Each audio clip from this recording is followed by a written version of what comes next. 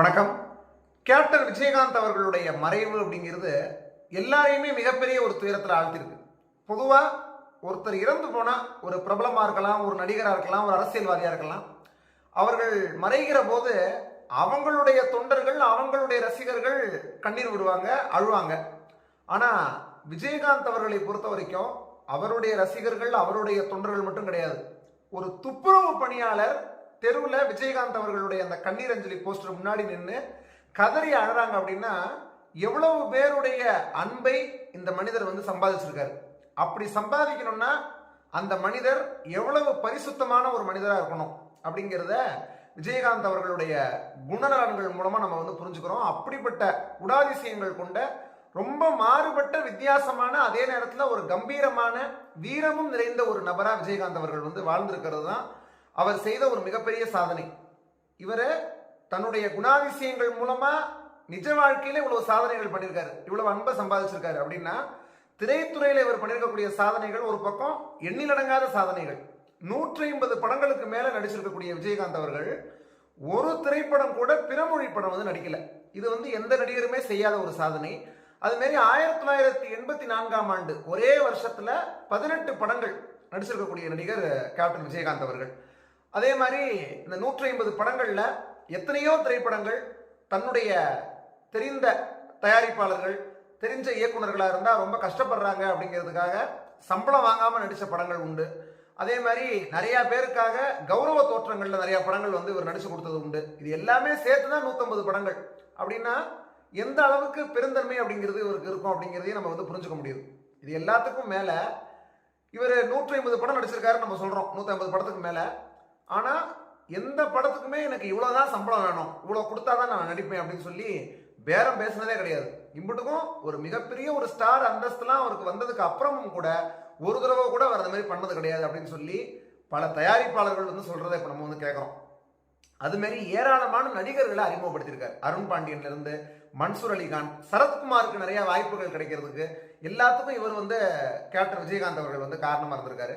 அதுமாரி பசி அப்படின்னு சொல்லி தன்னை தேடி வர்றவங்க யாரா இருந்தாலும் சரி, அது திரைத்துறையா இருந்தாலும் சரி, வெளியில யார் வந்தாலும் எல்லாருடைய வயிற்றையும் நிரப்பி அவர்களுக்கு பசியை தீர்த்து அனுப்பக்கூடிய ஒரு பசி தீர்க்கக்கூடிய ஒரு கடவுளாகவும் விஜயகாந்த் அவர்கள் பல பேருக்கு இருந்திருக்காங்க. இதெல்லாம் ஒரு மிகப்பெரிய ஒரு இன்ஸ்பிரேஷன் எல்லாருக்குமே. இதுக்கப்புறம் திரைத்துறையும் கிடையாது, எந்த துறையா இருந்தாலும் சரி, ஒரு மனிதன் எப்படி வாழ வேண்டும் அப்படிங்கிறதுக்கு நிச்சயமா கேப்டன் விஜயகாந்த் அவர்களுடைய வாழ்க்கையை தான் முன்மாதிரியாக நம்ம சொல்ல முடியும். அப்படி நம்ம வாழக்கூடிய காலகட்டத்தில் ஒரு மனிதர் நம்ம இருந்திருக்காரு அப்படிங்கிறது நமக்கு ஒரு மிகப்பெரிய ஒரு பெருமை. அப்படிப்பட்ட விஜயகாந்த் அவர்களுடைய அந்த குணநலன்களை ஒரு பாட்டில் நம்ம பார்க்க முடியுமா அப்படின்னா எவ்வளவோ பாடல்களில் பார்த்துருப்போம். பொதுவாக ஒவ்வொரு நடிகருடைய புகழ் பாடக்கூடிய பாடல்கள் எவ்வளவோ வந்திருக்கு. விஜயகாந்த் அவர்களுக்கு நிறையா வந்திருக்கு. நீ பொட்டு வச்ச தங்க குடம் பாட்டாக இருக்கட்டும், பாசமுள்ள பாண்டியர் பாட்டாக இருக்கட்டும், நிறையா பாட்டு இருக்கு. இந்த பாடல்கள் எல்லாமே இப்போ தொலைக்காட்சியில் ஒழிச்சுட்டு இருக்கிறத நம்ம பார்க்குறோம். அங்கங்கே எல்லா இடங்கள்லையும், டீ கடையிலேருந்து எல்லா இடங்கள்லையும் இந்த பாடல்கள் இப்போ பயங்கரமாக ஒழிக்கப்பட்டு வருது. ஆனால் சின்ன கவுண்டர் திரைப்படத்தில் இசைஞானி இளையராஜா அவர்களுடைய இசையில், அதே இசைஞானி இளையராஜா அவர்களுடைய குரலில், ஆர்வி உதயகுமார் அவர்களுடைய எழுத்தில் வெளிவந்த ஒரு பாட்டு அப்படியே இப்போ நம்ம கேட்கும் போது நம்மளை அறியாமே நம்முடைய கண்கள்லேருந்து கண்ணீரை வர வைக்குது. எப்போ அந்த பாட்டை கேட்டாலும் நமக்கு கண்ணீர் வரும். ஏன்னா சின்ன கவுண்டர் திரைப்படத்தினுடைய கதையை பார்த்து அந்த கதைக்கு ஏற்ற வரிகள் கொண்ட பாட்டு தான் இது. ஆனால் அதில் வரக்கூடிய பல வரிகள் விஜயகாந்த் அவர்களுடைய நிஜ வாழ்க்கைக்கு, அவர் வாழ்ந்த வாழ்க்கைக்கு பொருந்தக்கூடிய வரிகளாக அமைஞ்சது தான் இந்த பாட்டை இப்போ கேட்கும்போது ரொம்ப அதிகமாக நம்முடைய கண்கள்லேருந்து கண்ணீர் வர்றதுக்கான முக்கியமான காரணம். அந்த வானத்தை போல மனம் படைச்ச மன்னவனே, பனி துளிய போல குணம் படைச்ச சின்னவனே அப்படிங்கிற அந்த வரி, வானத்தை போல மனம் படைச்ச மன்னவனேங்கிறதுக்கான விளக்கத்தை நம்ம சொல்ல வேண்டிய அவசியமே கிடையாது. உலகத்துக்கே தெரியும் அவருடைய மனம் அப்படிங்கிறது எவ்வளவு பறந்து விரிந்த ஒரு மனம், எவ்வளவு பரந்த மனப்பான்மை அவருக்கு உண்டு, எவ்வளவு உதவிகள் செஞ்சிருக்காரு, இதெல்லாம் எல்லாருக்குமே தெரியும். பனி துளிய போல குணம் படைச்ச தென்னவனே, இதுல நம்ம புரிஞ்சுக்க வேண்டிய விஷயம், எவ்வளவோ பேர் விஜயகாந்த் அவர்களை பற்றி தவறா பேசியிருக்காங்க. ஏன் நடிகர் வடிவேலு அவர்கள் பேசாததே கிடையாது. ஆனா இப்போ மீம்ஸ் எல்லாத்துலயுமே இருக்கிற விஷயம் அதுதான். வடிவேலு விஜயகாந்த் அவர்களை பற்றி அவ்வளவு தரம் தாழ்ந்து எவ்வளவோ இடங்கள்ல பேசியிருக்காரு. ஆனால் பதிலுக்கு வடிவேலு அவர்களை பற்றி ஒரு வார்த்தை கூட விஜயகாந்த் அவர்கள் எங்கேயும் தவறா பேசவில்லை. அதே மாதிரி வடிவேலு அவர்களோட நடிக்கக்கூடிய அந்த நடிகர்கள், அதுல ஒரு காமெடி நடிகர் கேட்டிருக்காரு விஜயகாந்த் அவர்கள்ட்ட, நீங்கள் ஊன்னு சொல்லுங்கண்ணே, ஒரு வழி பண்ணிடுறேன் அந்த ஆளை அப்படின்னு சொல்லி விஜயகாந்த் அவர்கள்ட்ட சொன்னோன்னே, அதெல்லாம் பண்ணாதப்பா, சும்மா இருப்பா அப்படின்னு சொன்னது மட்டும் இல்லாமல் மறுபடியும் வடிவேலு நடிக்க சொல்லுங்கப்பா, அந்த ஆள் இல்லாமல் காமெடியே எதுவும் சிரிக்கிற மாதிரியே இல்லை அப்படின்னு சொல்லியிருக்காரு. அவ்வளவு தன்னை தாக்கி பேசின ஒரு நபரை கூட மன்னித்து அருளக்கூடிய அந்த ஒரு குணம், அதனாலதான் பனி துளிய போல குணம் படைச்ச தென்னவனே அப்படின்னு சொல்லி ஆர் வி உதயகுமார் அவர்கள் போட்டிருக்காரோ என்னவோ. அந்த படத்துக்கு ஏற்ற ஒரு வரிகளா அது இருந்தாலுமே கூட நிஜ வாழ்க்கைக்கும் பொருந்தக்கூடிய அளவுக்கு ஒரு வரிகள் அமையும்னா விஜயகாந்த் அவர்களுக்கு மட்டுமே பொருந்தக்கூடிய வரிகள் இதெல்லாம் அப்படின்னு தான் சொல்லணும்.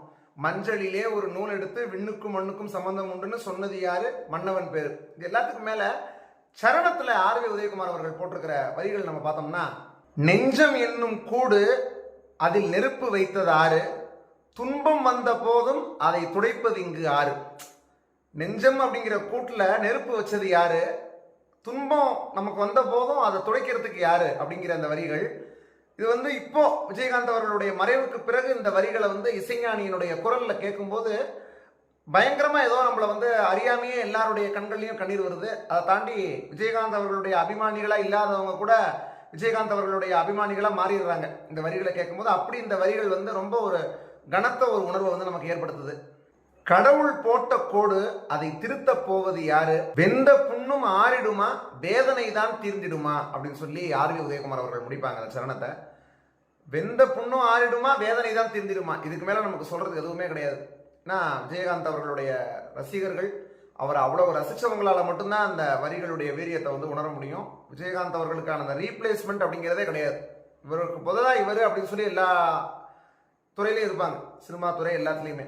ஆனால் விஜயகாந்த் அவர்களுடைய நடிப்புக்கு வேணா ரீப்ளேஸ்மெண்ட் யாராவது வரலாமே தவிர அப்படிப்பட்ட ஒரு மனிதனுக்கு ரீப்ளேஸ்மெண்ட் அப்படிங்கிறது கிடையவே கிடையாது அப்படிங்கிறது தான் உண்மை. இந்த வகையில் கம்பீரமான அந்த மதுரைக்காரர், அப்படிப்பட்ட ஒரு ஆஜானுபாகுவான ஒரு தோற்றம், நிமிர்ந்த நடை, அதுக்குள்ள இருந்த அந்த குழந்தை மனசு, அதுதான் விஜயகாந்த் அவர்கள்.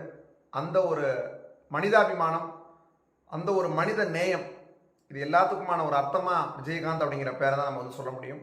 அவருக்கு ஏற்ற அவருடைய சிறப்பை போற்றக்கூடிய ஒரு பாட்டுனா நிச்சயமா இந்த பாட்டு. இதுதான் திரும்ப திரும்ப நம்ம கேட்டு விஜயகாந்த் அவர்கள் பற்றின நமக்கு இருக்கக்கூடிய அந்த நினைவலைகளை திரும்ப திரும்ப எழுப்பி கொண்டிருக்கிறோம். நீங்களும் இந்த பாடல் பற்றி உங்களுக்கு தோணக்கூடிய கருத்துக்கள், அது மாதிரி விஜயகாந்த் அவர்களுடைய ஆன்மா சாந்தி அடைய உங்களுடைய பிரார்த்தனைகள் எல்லாத்தையுமே கீழே கமெண்ட் செக்ஷனில் வெளிப்படுத்துங்க. நன்றி, வணக்கம்.